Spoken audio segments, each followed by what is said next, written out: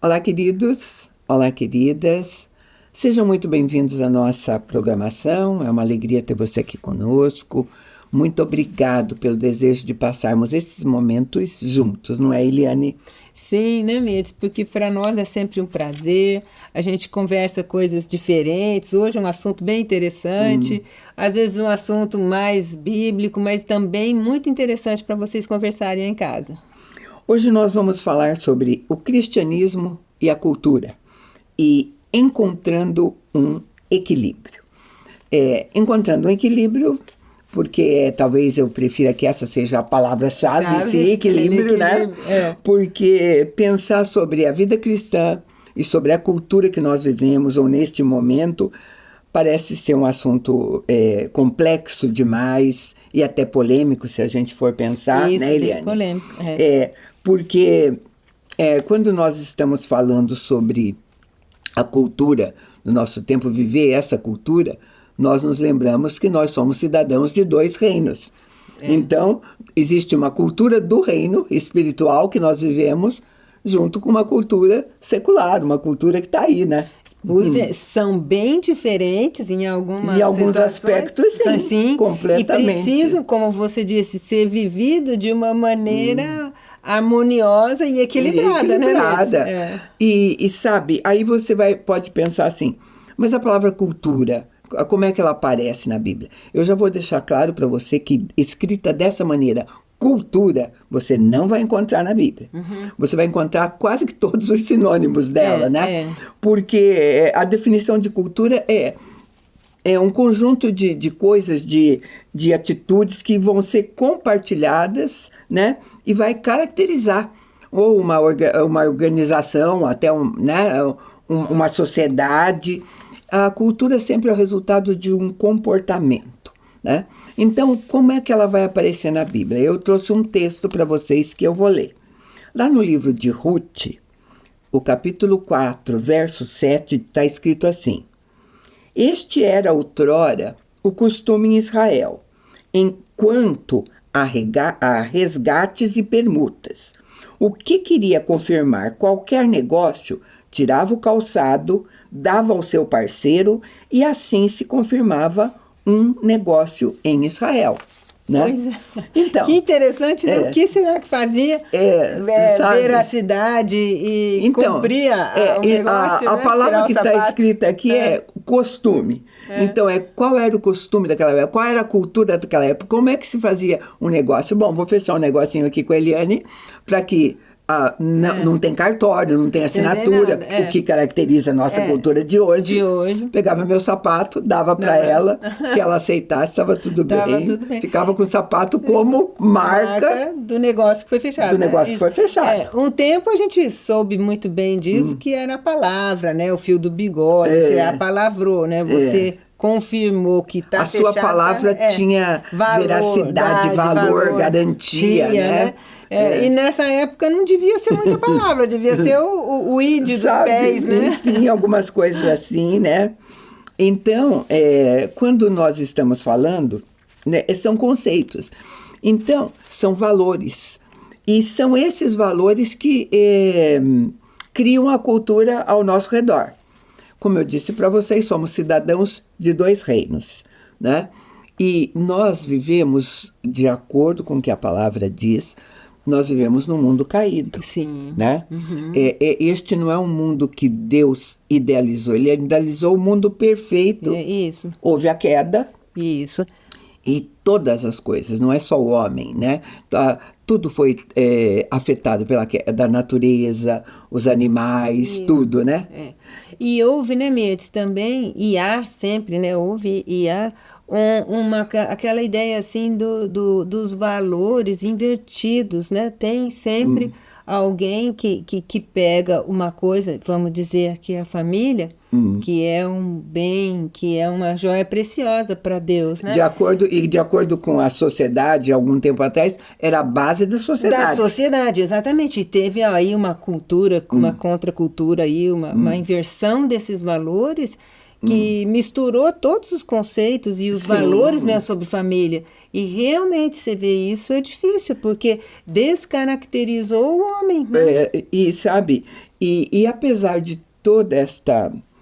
apesar da queda, apesar de saber que um mundo mau, que um mundo é completamente diferente daquilo que Deus queria, quando Jesus veio, né, trazer a redenção, ele disse numa oração ao Pai que ele não queria que nós fôssemos tirados do mundo, mas fôssemos guardados do mal.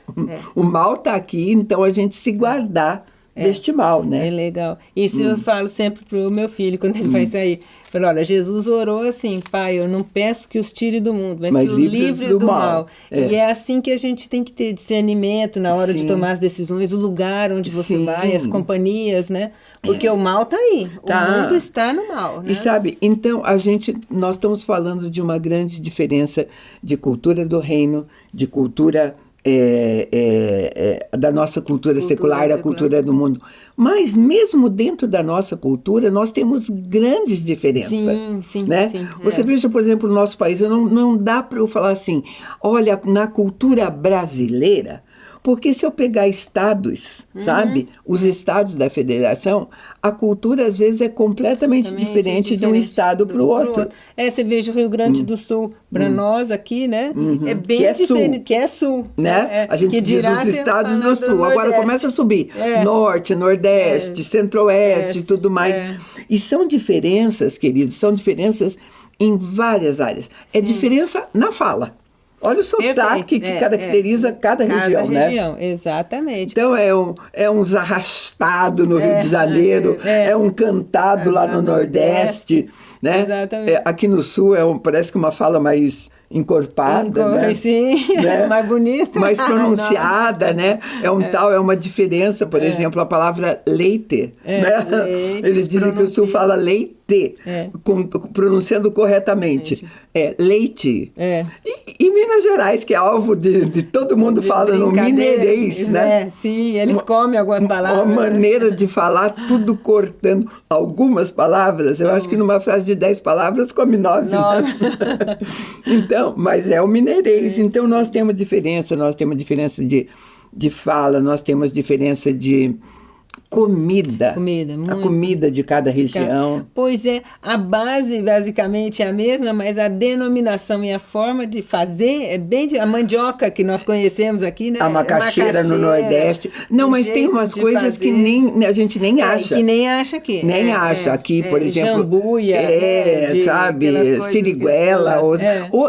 Com essa globalização, claro, tudo pode chegar até o supermercado. Sim, chega, mas não é comum. Mas não é comum e nem você encontra. Isso. E não faz parte da tradição. Por exemplo, chega essa época, eu já estou com vontade de cozinhar pinhão. Né? E aqui tem, e a gente gosta. Em outros lugares não sabe nem o que significa isso. Só se levar, se comprar. Né? E sabe, quando eu morei no Nordeste, conosco foi também um outro coronel, foi uma dupla de coronéis e nós tínhamos contato. Ele não conseguiu achar lá um tipo de feijão que ele se adaptasse. Era uma variedade de feijão e era muito difícil encontrar um parecido com os que a gente tinha aqui no Sul. Nosso aqui, sabe? Seja o preto até o rosinha, feijão verde, feijão de corda, feijão, enfim. Às vezes, e ele sofreu muito, eu estou falando porque ele sofreu muito, sentiu falta. Eu me abri para isso. Eu vou ficar aqui um ano, eu vou experimentar, vamos ver, né? O que dá. Tem coisa boa. Agora, vamos supor, se eu quisesse comer um feijão verde hoje, aqui em Curitiba, eu nem sei aonde eu acharia, a não ser num restaurante típico, talvez, né? Isso, talvez no mercado municipal, que às vezes... Esse não tem, não. Não tem, né? Já olhei, não tem, não, né? Mas é assim, queridos. Então, essa questão de cultura, isso é necessário para a gente falar dessas diferenças e até como conviver com elas. Porque dessas que são tão simples, Tem gente, como eu digo, que estranha, que vai sofrer. Acabei de contar um caso para você. Sofre mesmo. Tem gente que não vai admitir certas coisas, né? Exatamente. Vai tomar como ofensa, né? Algum tipo de coisa alguma local, maneira de ser, de fazer, de falar. Muito claro, porque eu morei em Brasília, e Brasília tem muito pessoal do Nordeste e alguns do Rio de Janeiro. E Minas, né? Mas então você reconhece direitinho o estilo de cada um. Sim, você sabe. O carioca gosta muito de sair em barzinho, boteco. O pessoal do Nordeste já é muito mais aberto. O mineiro, então, é meio desconfiado, mas recebe bem. E os atrapalhos disso é a respeito realmente da cosmovisão que cada um tem do mundo.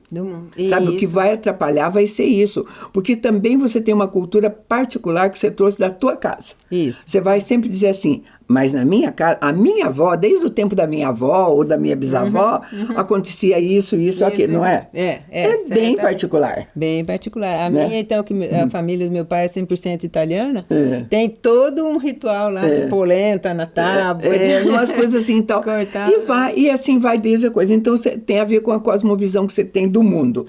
E, para nós agora equilibrarmos essa cultura, tem a ver com a sua cosmovisão cristã. Cristã, exatamente. Sabe? Porque o reino de Deus também tem uma cultura, sabe? Sim. Então, tem um jeito de ser no reino de Deus. É isso o que nos diferencia. Isso, e Deus deixou para Moisés, né, as tábuas da lei com leis claras, né? Tem umas coisas que são imprescindíveis que sejam feitas daquela forma, né? Eu vou falar assim de uma coisa que está muito comum na nossa cultura atual, no século XXI, nesse momento que nós vemos. A nossa cultura, a nossa sociedade coloca você no centro, diz que você tem que pensar em você, o seu umbigo, e você é a coisa mais importante do mundo. Essa é uma cosmovisão bem atual. A do reino de Deus é aquela que está escrita lá em Romanos 11:36. Porque dele, por ele e para ele são todas as coisas. Glória, pois, eternamente. Amém. Amém. Então, essa é a cultura do reino. Dele, por ele, para ele. Você viver para ele, né? Então, e a gente vê, recentemente foi lançada uma música que o refrão é por ele e para ele. Uma música que, de repente, começou a sofrer até algumas críticas, sim, né? Sim. Então você vê como interessa, e a gente precisa achar um equilíbrio nessas coisas. Sim, porque quem está de fora não tem noção do fruto do Espírito, né? Que a gente tanto fala aqui, que é deixar que nós... Quer dizer, foi o que você falou, nós vivemos por Ele, para Ele e vem dEle. Mas nós temos o Espírito Santo em nós que nos orienta, que nos traz as coisas, como que nós vamos ser, o nosso proceder, como que ele trabalha o nosso caráter, para nós podermos estar bem mais próximo de Deus, né, e entregar a nossa vida a Ele, né? Sabe, então, ao nos posicionarmos como cidadãos de dois reinos, talvez a coisa mais sensata que a gente precise fazer é encontrar um equilíbrio, porque nós estamos no mundo, vamos ficar aqui até que Deus nos chame, e nós temos que ter um comportamento muito característico de ser identificado como, sim, o reino de Deus, eu vivo no reino, sim, sabe? E vivo neste mundo. Por enquanto eu ainda estou aqui. Isso. Né? E é até recomendado que viva no mundo mesmo, como nós falamos no começo. Eu não peço que tire do mundo, mas que livre do mal. Então nós tenhamos uma conduta legal e nós saibamos nos postar e nos portar a fim de viver nesse mundo, né? Eu vou chamar um intervalo bem pequeno, a gente volta já para tentar fechar essa conversa.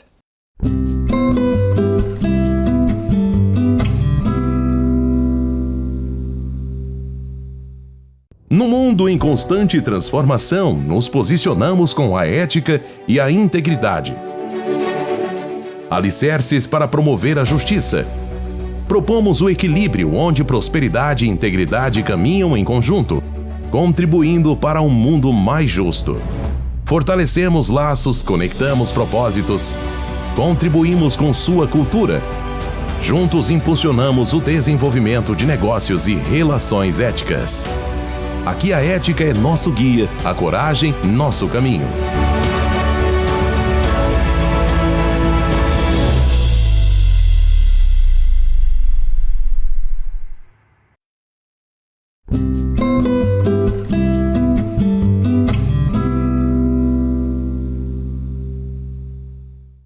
Estamos de volta. Nós estamos falando sobre o cristianismo e a cultura, buscando um equilíbrio esses dois enquanto vivemos aqui, né?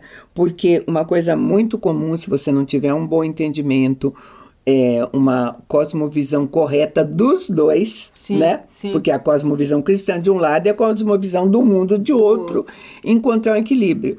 Vai acontecer que muitas pessoas, né, cristãos às vezes vão demonizar tudo.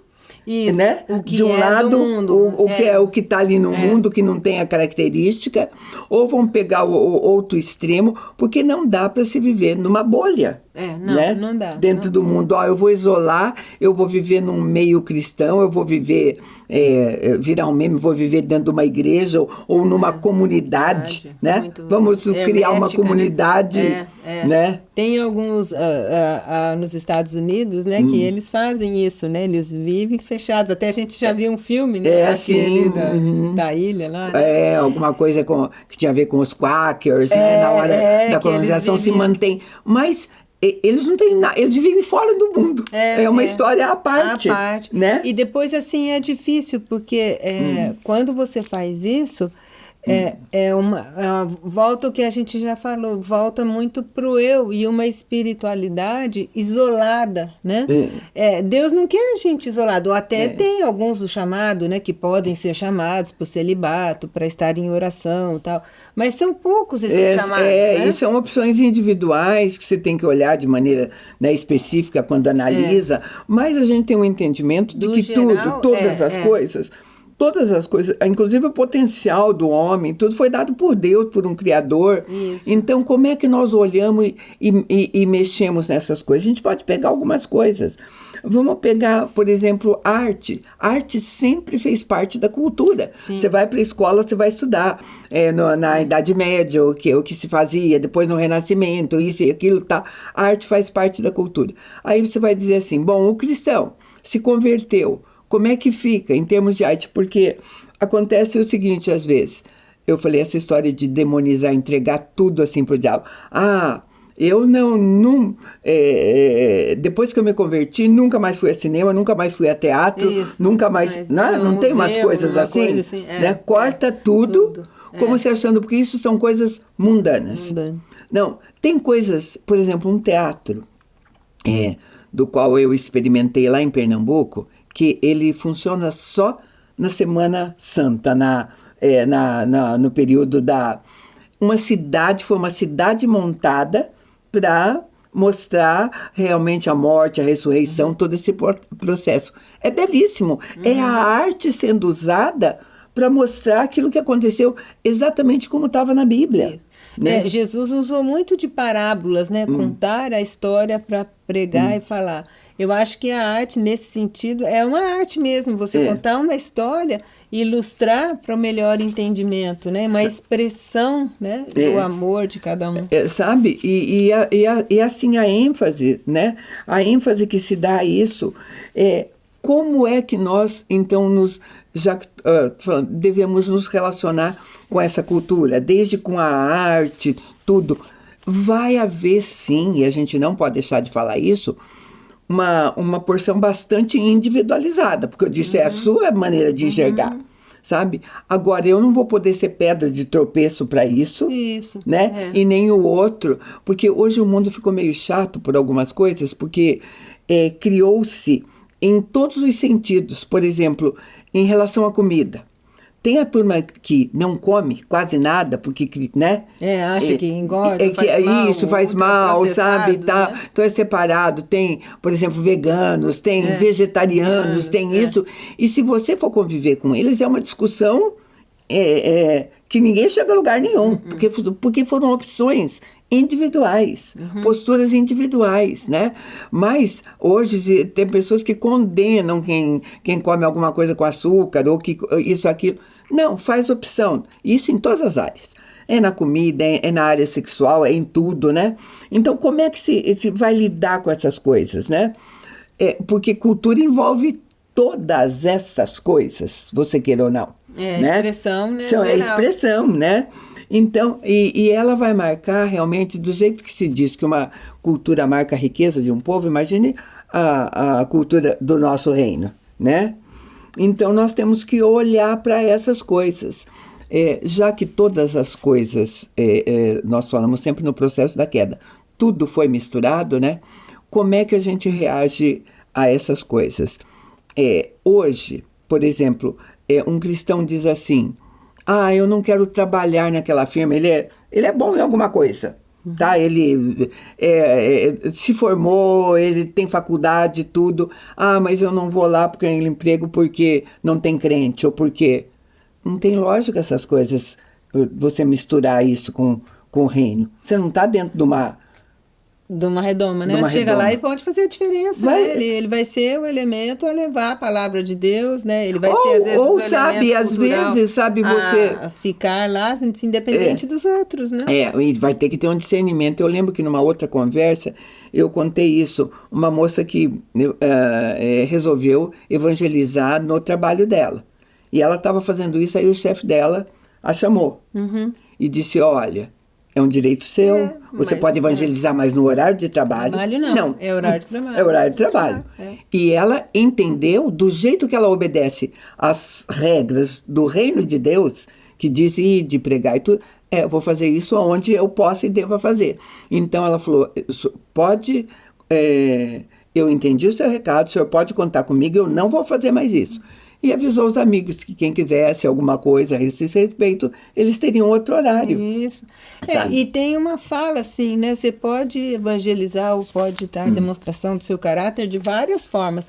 Até falando, né? Eu acho até que a postura, falando também, né? Tem comportamento, caráter, né? Tudo isso mostra quem você é. E agora, e às vezes, querido, é necessário esse tipo de conversa, porque às vezes até no meio cristão, a falta desse discernimento vai causar problema no próprio meio cristão. Não precisa nem trazer o mundo para dentro, porque é assim, eu vou evitar o quê? A Bíblia é muito clara. Pecado é pecado, tá? Você separa, mas ela vai mais longe. Ela diz assim, você se afaste também daquilo que, embora não sendo mal, tem a aparência do mal. Né? Exatamente. Tem a aparência do mal. E tem alguma coisa assim que ele começa com uma sedução, que eu estava lendo até a Bíblia, né? Esses dias, e ele fala isso, que quando a queda, né? Em Gênesis, que você vai ter que dominar o seu desejo ali, né? Quando ele fala de Caim e tal. Esse domínio do desejo, às vezes, ele está em você mesmo. O mal está lá, às vezes, mas o meu querer... O que me atrai naquilo não está legal, né? Não vai para um lugar bom. E a falta de equilíbrio vai trazer a possibilidade de muitos erros. Você trazer para dentro da igreja, quando eu digo igreja, é dentro do corpo de Cristo, no meio cristão, das pessoas que são cristãs. Não é nem templo, né? Não vamos nem entrar no mérito de templo. É você trazer para dentro do corpo de Cristo coisas que realmente não têm a ver, que não poderiam, e deixar de levar lá para fora... outras coisas. Exatamente. Aí é que eu falo do trabalho lá. Às vezes você dá um mau testemunho no trabalho, é pior do que você ficar querendo pregar. Por exemplo, existe uma linha em termos de religião que guarda os sábados. Ora, você jamais pode se habilitar a trabalhar num lugar que o horário de trabalho inclui o sábado. Né? Lógico, porque você vai estar contra. Né? Ele nem vai te contratar, se for o caso. E se você... insistir. Não for esses dias, vai ser descontado no seu salário, qualquer coisa lugar, assim, né? É assim, né? Nem tudo me convém, né? Nem tudo me é lícito. Tem algumas coisas que não deve fazer, né? Então, nós estamos falando de um padrão, hoje, é um padrão estabelecido pela Bíblia, de comportamento, de visão, de cosmovisão bíblica, e não também do homem dentro da igreja, porque hoje pode acontecer isso. Tem igrejas, né? Corpo de Cristo, seguindo alguns padrões que nem são os padrões... tão bíblicos, porque pegam, às vezes, frase aleatória. Eu lembro que tem, por exemplo, Paulo na Bíblia diz assim, fiz-me de tolo para ganhar os tolos. Isso. Né? Fiz de tudo para ganhar a todos, né? A gente não vai ganhar a qualquer preço, fazendo concessões grandes. Isso.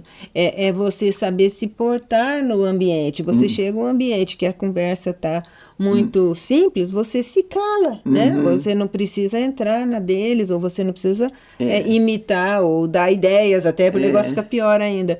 Então, eu acho que é isso, né? Você saber que em determinados ambientes você tem que se reprimir, sabe? ou não entrar e naquilo. você tentar entender, às vezes, no corpo de Cristo, onde você está, vamos pegar arte, de novo, que é fácil de falar, vamos pegar dança. Eu gosto de pegar isso, porque antigamente, no meio cristão, quase que não havia isso, sabe? Aí eles fazem, é uma coisa mais pós-moderna, e tá certo trazer a dança para dentro da igreja.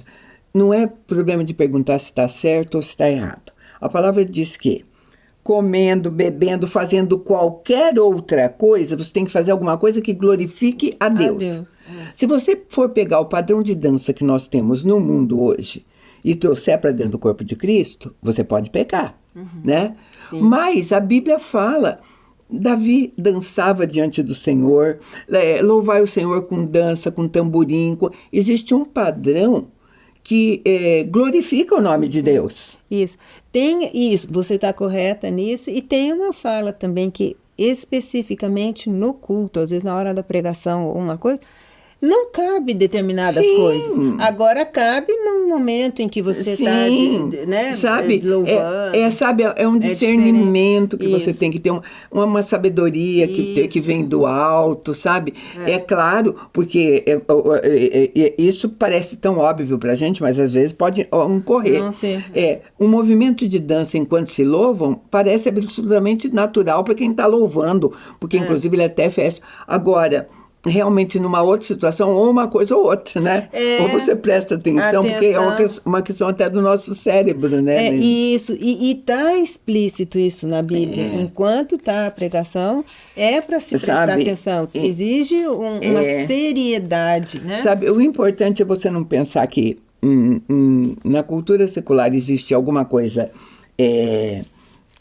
que é tão demonizada assim, que você nunca mais... Eu lembro de uma pergunta, até a respeito de dança mesmo, de uma pergunta do meu sobrinho para minha irmã, sabe? Porque eles estavam ensaiando umas danças lá na escola e tudo mais, e ele falou para ela assim, eu sou tão desajeitado, eu quero participar com os meninos, com a minha equipe e tudo...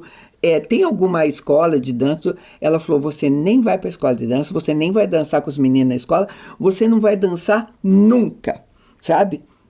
Foi uma fala dela numa fase da vida que ela estava vivendo, e depois ela consertou atrás, isso, né?